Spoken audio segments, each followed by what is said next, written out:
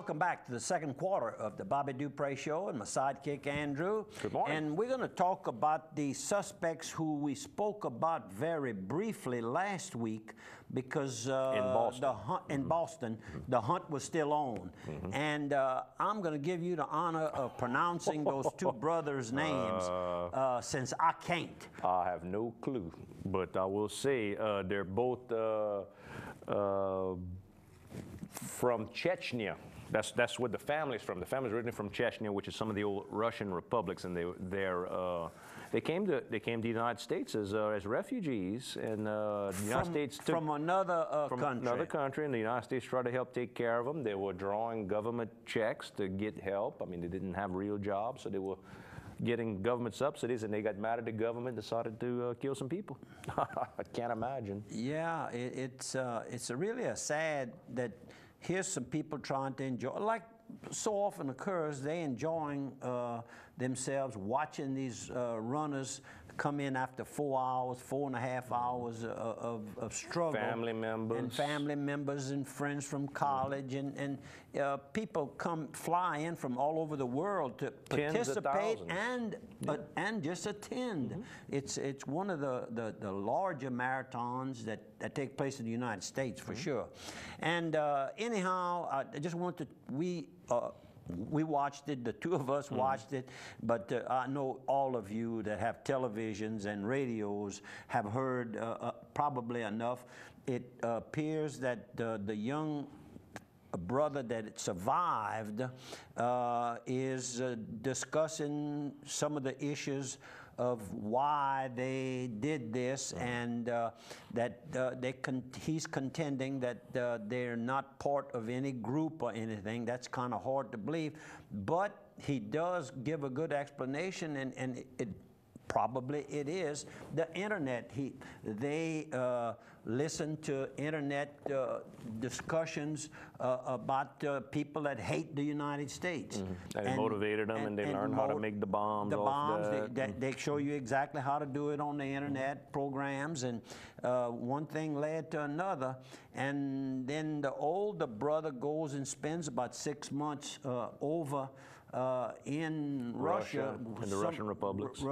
One of the Russian or one or more of the Russian republics, and he might have come back with some of these, with an illness. It's an illness. It becomes a disease, an obsession, and he talks his little young brother into it apparently because the young brother had close friends, and they were all shocked by it. And they were shocked by it. The older brother, you don't hear that much about it, but the younger one, you hear them all say, boy, don't seem...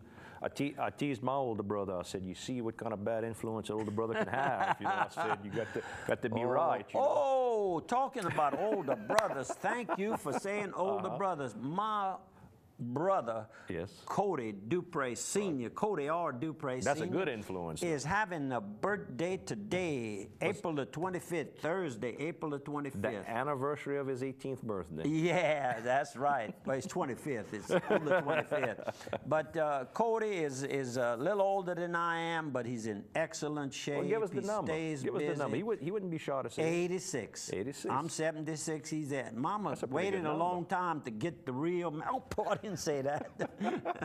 No, they always pick. Cody likes to say he's younger than me, and sometimes probably he's looked younger than me. He's spry. He is spry. He walks every day that he possibly can. If there's a little sidewalk somewhere, he's out there walking. Duck hunts regular. Duck hunts. Drives everywhere. Fishes, and just very, very active, and a real inspiration to me from the time I was a young boy. I had two wonderful brothers. They were older than me, but they looked after me, and I looked up to them. And not everybody can say that, and I can say that, and you've known John, and then you got to know Cody since you've been with us, but you grew up with John as principal. But I knew of Cody even before that. I knew that you could get it at Canal. Economical, canal. But anyhow, Cody, enjoy your day. Will to take good care of my little brother. He loves loves that attention, Wilda. So give it to him, girl. How about all of the family? I love y'all. How about some more sponsors? Let's talk about Targill Seasoning and Supply. You know, I was walking in a business office this past week. I was at OPAC Financial Services, and I saw that they had some test things set up, some test canisters of an OPAC logo on a Targill canister. You know, if you're a business here in town, you're trying to promote your business, Targill Seasoning will make you a canister that you can, you know, give away. You know, maybe you want to sell it if you're a grocery store or you're a restaurant or a butcher supply. They'll do all that as well. But it's kind of a neat marketing tool that a lot of people are using now. You come up with your own recipe. They've got recipes that you can try. And OPAC Financial is having some made? They were looking and seeing. I think it's going to happen. That's what they were looking like. Well, so I'm just about ready for some, you know. Well, a good little canister here and there. Yeah, I like to, when I'm seasoning food, you know, cook all the time. Already mixed, and you can get that's right. A big chef like you needs that. But Targill can do all that for you. They've got seasoning, butcher supplies, cutlery, kitchen supplies, baking stuff. That's the big thing right now I'm seeing it. People go there to get those pie fillers, cake fillers, all the different icings and those special little tips that they make all them fancy, you know, they make all them fancy little, you know, white cake, your favorite kind of cake when they make all those decorations. They get all that from Targill Supply. So go by and they'll help you out. And one more, let's talk about the Steamboat Warehouse. Get Mama away from the smell of her own cooking. Bring her down to Washington, Louisiana. Beautiful, historic Washington. The weather is perfect right now. You can sit out on the wharf, out on the porch. The water's hot. It makes the bayou look good. Beautiful. Drink that adult libation, maybe a Bloody Mary with a pickled Zydeco in it, maybe a good bottle of wine. They got a great wine selection there. All the good foods, all the good seafood, all the good steaks. Go to Steamboat Warehouse. Tell chef owner Jason Huguet we said hi. That's correct. And let's go to a couple of photos there. How about a horse race? You know, racing's on at Evangeline Downs. Yes, sir. We tried to plug the racing season. Started last Wednesday, and of course started last Thursday. Our program. We highly recommend that you take a few nights during the racing season, and that goes on to Labor Day weekend as a general rule in September. From now till September on Wednesday, Thursday, Friday, and Saturday. The races start at 5:40. They over real early. You can bring your children. You can bring your grandchildren. They can all go. The only place they can't go. Family-friendly fun. That's correct. And you can't go into the casino with the youngsters. But Daddy can watch the kids while Mama goes inside a little while and plays. That's what the young lady at OPAC was telling us yesterday. She says, "I'll get a few minutes, Bobby, and the husband takes care of the kids, and I take care of the machines." And she said, "I'm a small player. Everybody's a small player. I don't understand how they do the millions of dollars, because everybody goes with either a 10 or 20 to play, and that's all. That's all I ever hear." But anyhow, and they win big. The races are in, and last Saturday we actually starting from the back end of it. But last Saturday, the 12th race at Evangeline Downs here. I'm in Harlan was the winner, and of course in that group of people watching is Carl is the trainer all the way on the right. Correct. And then Mr. Joe and John and myself, and then we have a kind of a newcomer to a picture, and Lisa Duplessis, and right in the back of Lisa, of course, is John. Yep, and they had attended the boxing matches. We'll show you some of that in a minute. We kind of going backwards, but that's all right.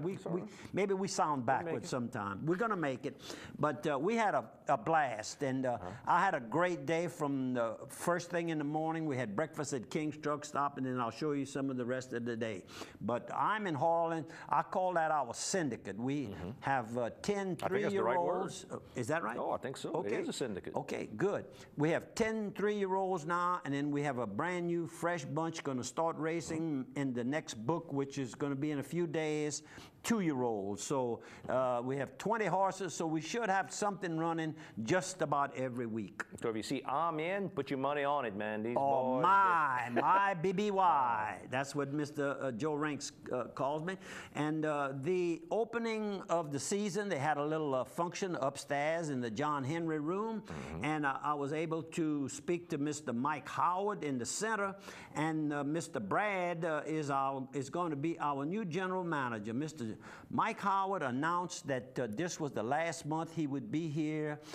He's going to, I guess, maybe move on to doing a little something different. He had a big job, and he lost his wife, and you know, it's been a hard year on him. So take some time. He might take a few days off. But Mr. Mike, you've been a wonderful asset to Evangeline Downs and the community you work in. You've been a generous person. I think that's Homer Bork way in the background. Homer was there. Oh, that yeah. would be Homer. Look, and Todd Ortigo. Todd Ortigo and Shorty there, Bobby Dupre, Swamp and Roll, and he's a super nice. Well, when I see people, they tell me all the time, "We love your show." I said, "Thank you, man. You guys on Swamp and Roll, y'all do good."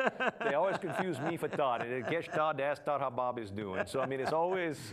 I don't find we look alike. I guess we just two Look tall, how much skinny taller boys. he is than I didn't he's realize bigger than he's me. that tall. Oh, he's a big guy. You're a good guy, Oh, yeah. Todd. We love you, baby.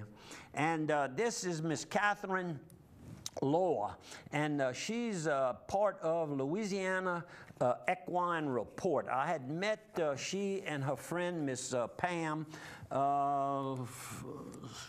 can't think of the last name, lives out at Beggs.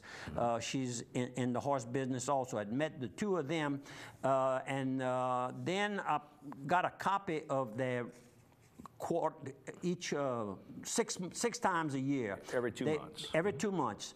And Catherine Lohr is in here as the senior sales executive. Very interested in the horse industry, and Here in not just racing, in Louisiana. And they put out a beautiful magazine every 2 months, and they're working on a TV program. Oh, really? Saddle Up Louisiana. Excellent. And this should be. Right now, they're actually doing a 4-minute program, and it's inserted in a program regarding agriculture, which this fits into the agricultural committee. So, Catherine, keep up the good work. People like you are not doing it for the money, they're doing for the love of the job. Enjoys the sport, yeah. Beautiful lady. And this is one of the syndicate owners with myself and about 20 others, including Jim, our attorney. Jim Lopez is part of the group. Mr. Vinton Crosby Tugboats, big outfit down at the bottom of the boot down there, around Bootville, Venice. Venice, no, Grand Isle, going down there. Oh, I got you. Golden Meadow, I think that's probably where they are. But he's a wonderful man. Started with probably one old worn-out boat, and today I think has 150, even some ocean-going tugboats. No kidding. Wow. And you'd never know it. That smile you see right there, that's the smile he carries with him all the time. Thanks for being our good friend, Mr. Vinton. We're down to about 1 minute before the break. Let's cut off the photos so that we got a bunch in a group together. We'll talk about how about the Dolores Stanberry Education and Scholarship Fundraiser, the 8th annual motorcycle ride. They'll leave at 10:45 in the morning on Saturday, May the 4th. That's Derby Day. From the Zydeco Music Hall of Fame, the Old Richards Club right there in Lawtell on Highway 190. They'll have barbecue sandwiches and backbone stew, pork, chicken, and hot links. All proceeds to help give scholarships. Donations are appreciated. Call 945-8552. And of course, our friend Anthony Stanberry, big promoter of that, big bike rider as well. We've been doing this for a number of years. I don't know what annual. Oh, 8th annual. Yeah, well, we've been announcing it all 8 years. You got it. Thank you, Anthony. And we're down to the break. We'll see you folks on the other side of 1 minute for the second half of the show.